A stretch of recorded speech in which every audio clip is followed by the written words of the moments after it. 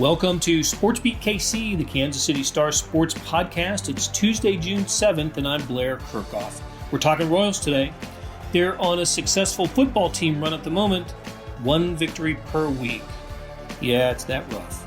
On today's show, beat writer Lynn Worthy and columnists Sam McDowell and Vahe Gregorian discuss several topics, including whether the Royals will be wheelers and dealers in the trade world. Well, mostly dealers. Andrew Benintendi's name comes up often. Also, we spent time discussing the recent struggles of starting pitcher Daniel Lynch and why that's a troubling sign for the Royals. The show started as a SportsBeat Live, so let's get going talking Royals. Good morning from sunny Kansas City. Welcome to SportsBeat Live, our weekly conversation and therapy session with the Royals. We are here with the writers who cover the team, and we want to talk to you as well. So send us your questions and comments. We'll get to as many of them as we can. We want to thank our presenting sponsor, the University of Kansas Health System, and you'll hear from them later in the show. So we've got Sam McDowell, Vahe Gregorian, and Lynn Worthy with us today. Lynn, I believe you're just getting back from the ballpark after last night.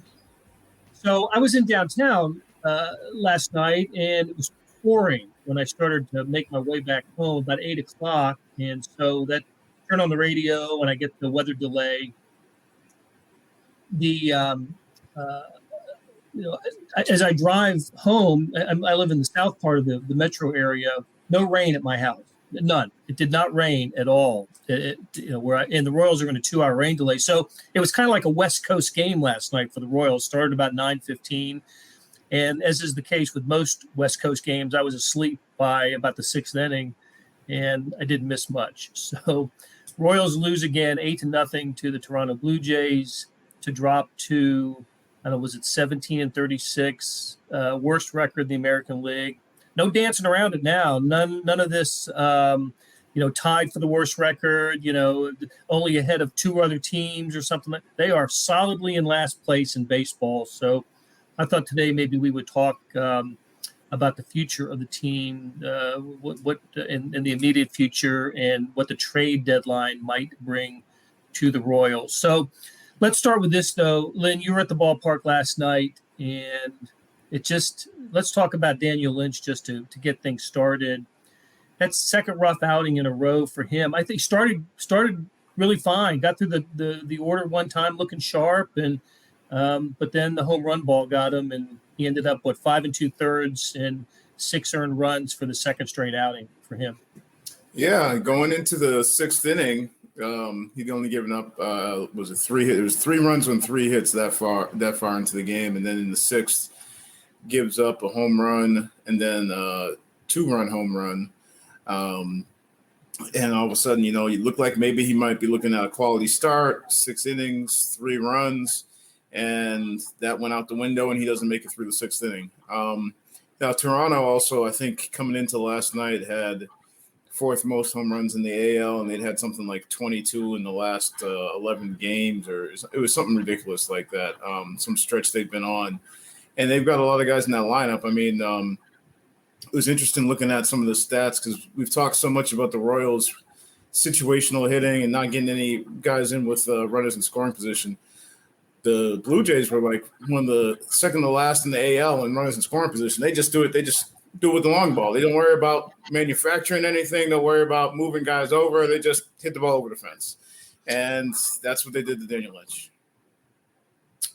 Yeah, look, they came in hot too, just what the Royals needed, right? A hot American League East team coming in. They'd won 8 of their last 10 going into the game. So it was the first of 3 games. They play again tonight, I think Wednesday afternoon, before the Orioles come in over the weekend.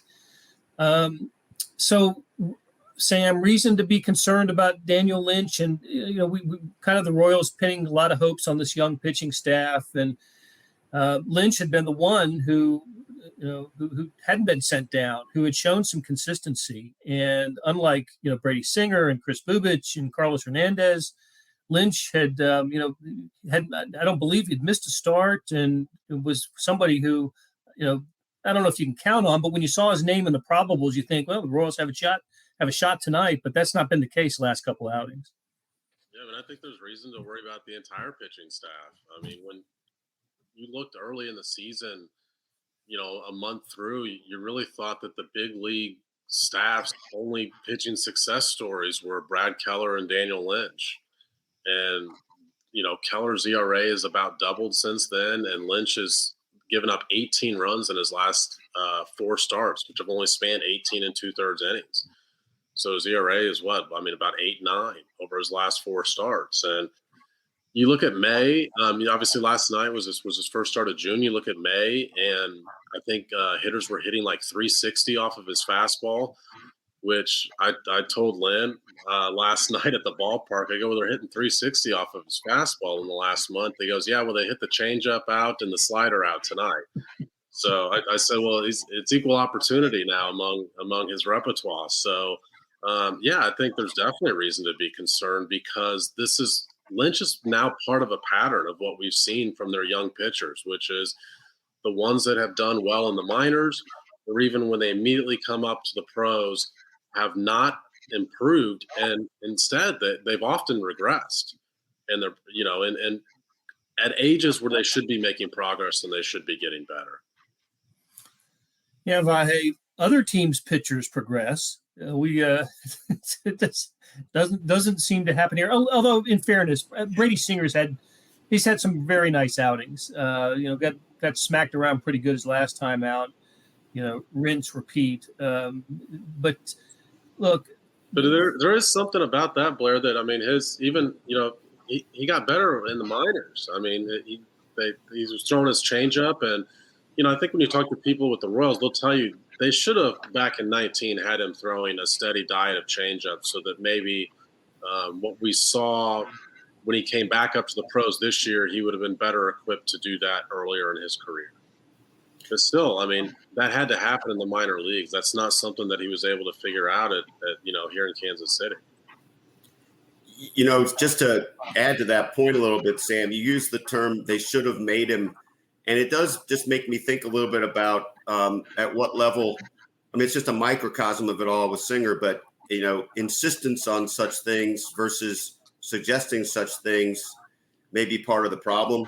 The absence thereof. I could be wrong about this, but I have the feeling Singer is basically reset right now, and that other game the other night was an anomaly. I could be proven wrong totally in the next few days, but that there seems to be a direct result of specific emphasis with him, and so we'll see what that means. But Blair, to your broader point, other teams have staffs that progress. It reminds me of you in like a 2013 game. I remember we were sitting there, and whoever the Royals were playing, it hit 3 straight homers, and you just kind of did the sigh and said that why don't the Royals ever have any of that? And soon they had some element of that, their own version. But it does feel a little bit like you can see all kinds of reasons for stuff getting clogged and stalled and kind of in between phases here, but it doesn't really answer the question of why other teams seem to progress and the Royals are just, I keep telling myself they're kind of stranded between phases here. But you don't know what's going to unlock it. I like that. I like that imagery, stranded between phases. That's kind of exactly where they are, aren't they? Well, and listen, it's hard to come up with highlights after a one victory week since the last time we talked. They did look good in that game. That was the Saturday win over the Astros. But it seems like every time we get together for our therapy sessions here, the Royals have won 1 or 2 games. So it's hard to pick out highlights for this team. It reminds me of a Ned Yost line that he told us like his last year, where we walked into his office and he said, "I'm tired of playing like a good football team," and nobody really replied. And he goes, "Did you guys catch that?" And he goes, "What does a good football team do?" And, what? He goes, "Wins once a week." I was going to say a line like that and pass it off as my own work. But maybe Ned planted it. I was going to say it's not unlike the Chiefs. They win about once a week. Well, it was. I think I was saying this to Sam yesterday. Or maybe it might have been you, Vahe, where I was saying how Sunday could have really changed things a bit, because if they were able to pull out a win on Sunday, then you would have been looking at things saying, well, they had 3 of their young guys go and took 2 out of 3 against maybe the second best team in the AL, because you had Singer, Bubic, Heasley is what you had over the weekend against the Astros, who, I believe have the second best record in the AL, or at least at the time, I'm pretty sure when they came in, they did. And obviously Singer had a rough outing, the first one since he's come back up, but Bubic, who, had been shaky, pitched 5 scoreless and didn't even really have his fastball. And then Heasley gave you a quality start, not the greatest, but that game really got away more so with the bullpen, because it was still a close game. Salvi came through and sort of made it, competitive at least, and then the bullpen gave up some runs late. And it's probably fair also to point out, like we talk about, what maybe Singer should have been doing or what Bubic should have been doing. And I think it, again, fair to mention, this is where what we've heard from Dayton sort of comes in, is that those guys were jumped ahead. And when we talk about Lynch had been the one who had been more consistent until this last little stretch here, he was the one who had more of the traditional, even with the COVID year. They didn't rush him to the majors. He had time in the minors. He came up last year and then went back down after they had the tipping thing. So he spent more time in the minors than the other guys did, and he's been more consistent. And maybe there's something to be said for that, because the other guys, Bubic jumped from single A, Singer from double A to the majors. So that relates to a question that Matt asks, involving Cal Eldred. Do we have a sense in the clubhouse about Cal's job? I mean, I think, why don't you grab that? I just don't see anything happening this year, but who knows? I mean, we'll see. We're going to mention Terry Bradshaw here in a little while, and how he still has a little bit of influence on this team. But how about Cal Eldred?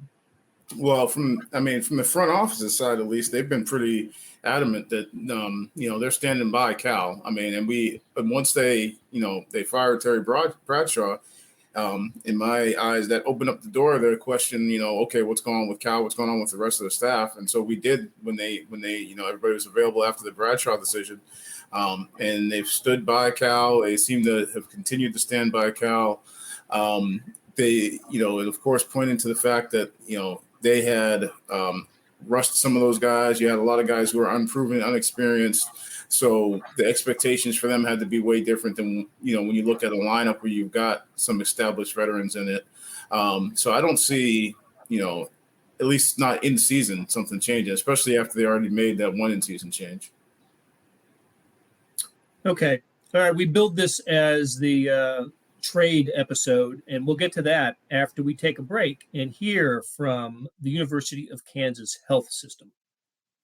March 4th, 2015, I got out of the shower and felt a lump in my left breast. We were able to quickly uncover that she had 2 subtypes of breast cancer, each of them requiring separate and unique treatment plans. This is why you come to the University of Kansas Cancer Center. It is critical to be treated by a team of experts in that specific cancer type.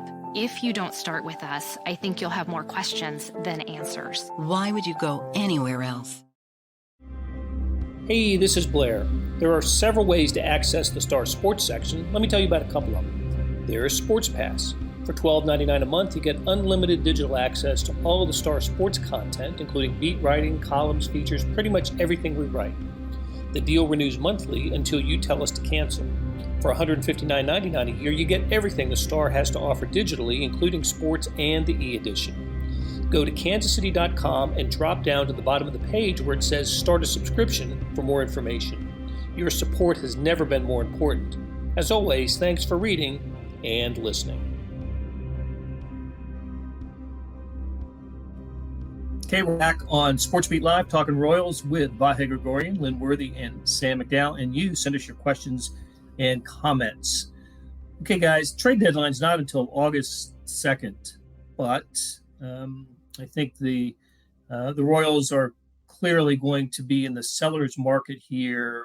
And is it is it the right time to begin talking about it, thinking about it, acting on moving some pieces? And if that's the case, what would be the objective for the Royals right now? Sam, what do you think? Well, no, I don't think it's the right time. I think 2 months ago was the right time. I think, the problem is when teams want to make deals. And, I mean, if the Royals got a good offer for Andrew Benintendi now, I mean, they would move him. They've been trying to move Carlos Santana for a long time. We know that, but we all don't think he has value. And I think the market's telling the Royals he doesn't have value. But Benintendi, I think, is obviously going to be the major one with him being a free agent next year. But hypothetically, if you've got a hole in your corner outfield right now and you're a contending team, first of all, if you're a contending team, you probably feel like, okay, we've gotten by without that position so far. Let's see what the next 6-7 weeks we can get by with. Maybe one of our young guys develops. Maybe an injured guy comes back. And so there's not a lot of urgency for opposing teams to make those sorts of deals right now, but there will be. I'd still be really surprised if Andrew Benintendi finishes 2022 with the Royals. But the bigger decisions are going to be on the guys that, they have more than 1 year of control under. And that comes down to, guys like Scott Barlow, Brad Keller, and whether or not the Royals are going to be willing to move guys like that. Yeah. Look, I'd be surprised if Benintendi was a Royal after August, but who knows? I mean, it's stranger things. He won his arbitration case with the Royals this year, $8.5 million. Royals don't usually lose those things; they usually settle them. But he's getting 8.5, and I think we've all seen some of the teams associated with Benintendi, like Cardinals. I've seen the Braves, Blue Jays, even the opponent right now. Several others that could look for a corner outfield. What Benintendi has done this year is really impressive, right? I mean, I know that, Lynn, you're pretty familiar with his career arc at Boston, wasn't he? He had a swing tailored for a little bit more power, but now playing in Kansas City, we're not seeing that, but we're seeing a terrific stroke, and he goes to the opposite field as well as anybody on this team. Although I should say Nicky Lopez doing a good job in that department as well recently. But anyway, Benintendi, he certainly has increased his value this year for the Royals. And Matt again asked, what if the Royals end up moving him, what's a reasonable return on someone like Andrew Benintendi? Well, in my mind, I think what you're looking for if you move him is probably pitching, whether that's minor league pitching. I mean, because right now with the position players and the guys that you still have trying to find room for. To me, it makes sense that's pitching is what you're looking for. And with Benny, obviously, I mean, the thing that you also have to keep in mind is it's for a contending team. Yeah, he's a valuable piece. He's going to be a free agent at the end of this year. So, I mean, there's the plus and minus of that they're not tied to him at any sort of long term, but they also don't have control of him past this year. So it's not, so sometimes that's, if he had another year, then maybe potentially you can demand more because they're going to have that much more time of him and his production. The team who gets him is only going to have those couple of months when they get him. But to me, it makes sense for them to go get pitching because I felt, and nobody has said this, but I felt like they probably had already been planning that, okay, next year he's not going to be here, and they have different options for the outfield, whether that means Dozier, whether that means part-time, Melendez out there, whether that means Isbell. I felt like they already had options in mind for next year with Benny gone. So I never really thought that, extension was really going to be a part of the discussion or anything like that. So again, that's not something that was told to me. I just, as you see how things are going, it seemed like it made sense. And so, especially for a guy who's going to be a free agent, I don't think you're getting major league talent back for him. I don't know that they really want that. I would think pitching has got to be what you're looking for there. Benintendi, Vahe, isn't he? He's just one of the guys who, when he comes to the plate, you think, well, something good could happen here. There aren't, the Royals lineup isn't full of those guys, but he's been one of those guys.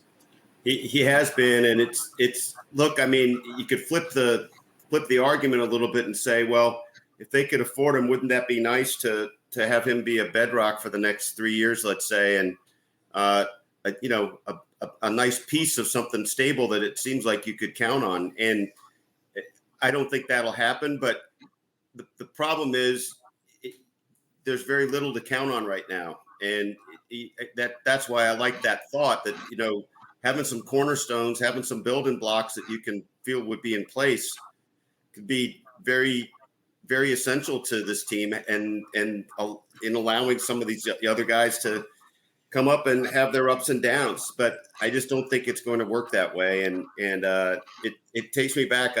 Maybe I'm just saying it again because you liked it, Blair, but that idea that they're stranded between phases. I mean, it's just another example of the place where they're kind of gridlocked. Blair, I think it comes down to how bad are the Royals willing to let this year get. I mean, they're on pace to lose 110 games, which is 4 more than they've ever lost. And we're no longer early in the season. I mean, we're in June now. So, Lynn and I have also talked about this. The Royals wouldn't get any better by trading Andrew Benintendi or Scott Barlow or Brad Keller.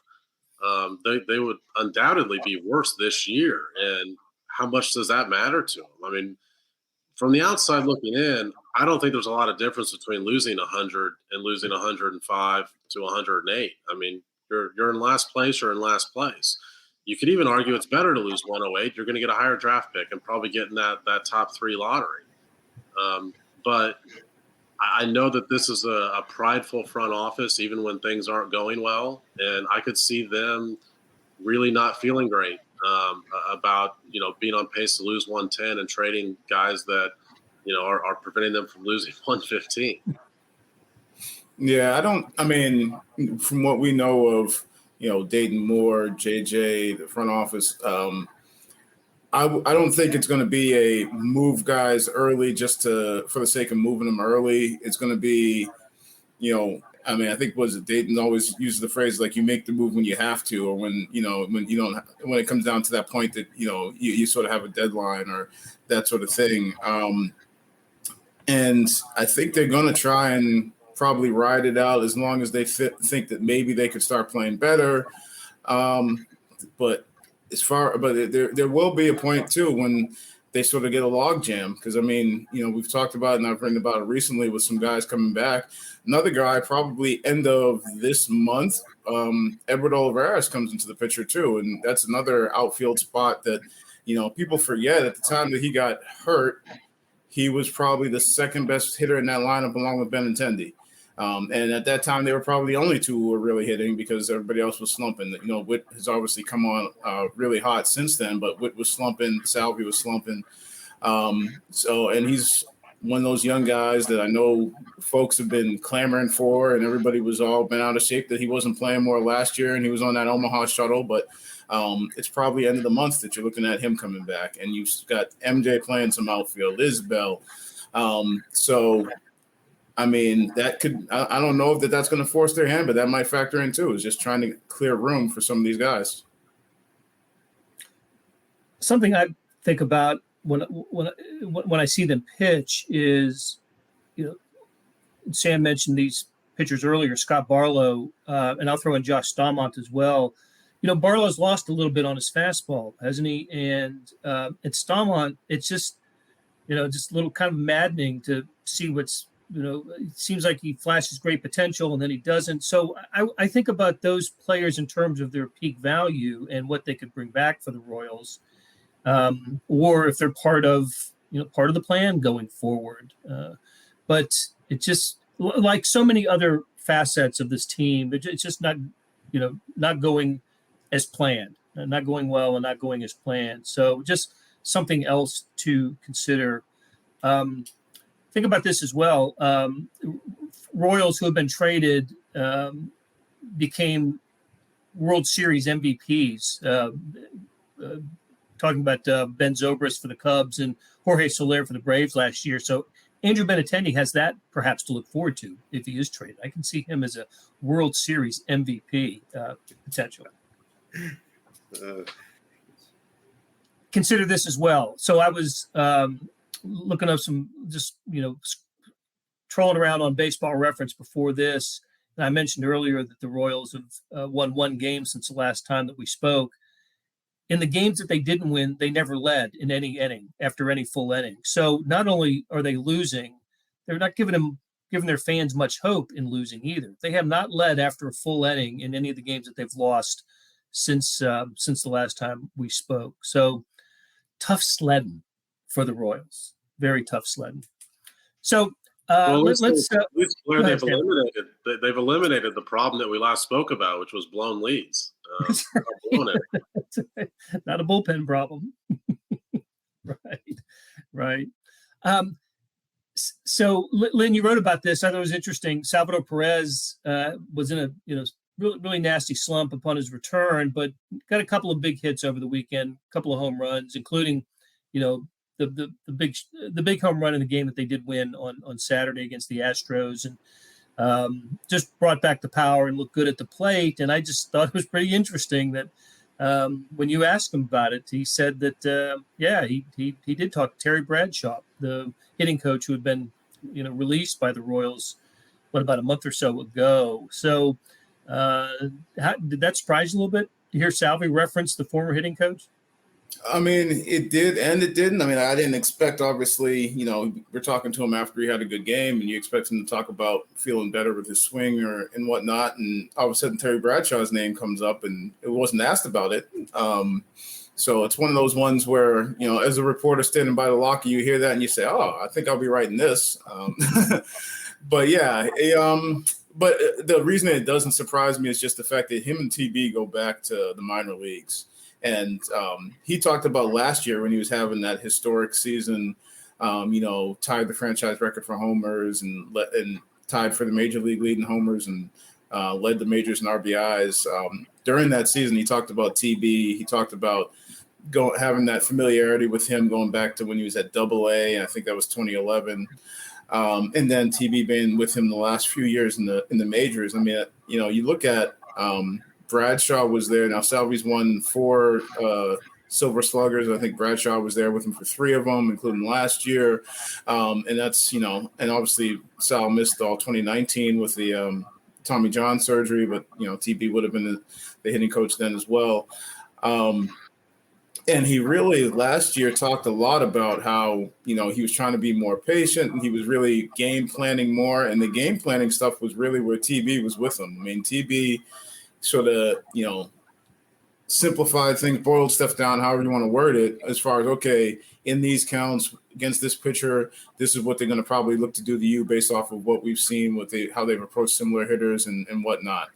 And so for an aggressive guy like Salvi, it just sort of made it where he went up there and he's going to swing no matter what. But when he goes up there and has a pretty good idea what he's looking for in a certain spot and he's swinging, that's where you saw balls that were outside the strike zone, but he knew he was looking for it and he'd hit it out of the park. That's where you saw, 96-mile-an-hour fastballs up and out of the zone and he's taken deep because he just has a good idea of what he's looking for. And so it wasn't shocking that he would talk to TB. It's probably more surprising that he just sort of mentioned it to everybody in passing. And he also did mention, John Mabry. We should leave him out because really for the last couple of years, and I think we mentioned this when they did fire Terry Bradshaw, is for the last couple of years, every time you've heard players talk about the hitting coaches, they were talking about TB and Mabes.